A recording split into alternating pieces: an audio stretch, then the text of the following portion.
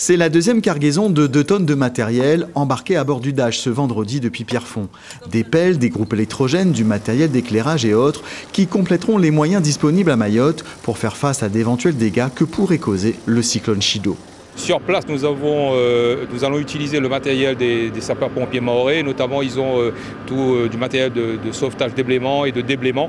On les renforce bien évidemment avec du matériel pour pouvoir renforcer les collègues mahorais pour tout le week-end et en espérant que les conditions météorologiques soient plus clémentes que ce qui est annoncé.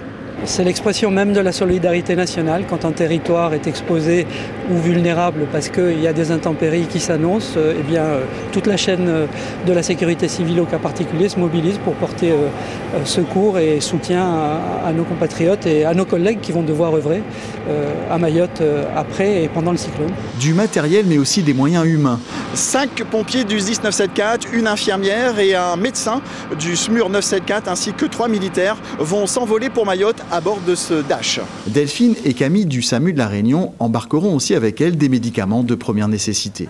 Nous, on va être basés sur Petite Terre, dans un petit hôpital qui est là-bas, qui est généralement, ils s'en servent comme dispensaire. C'est surtout armé avec des médecins libéraux.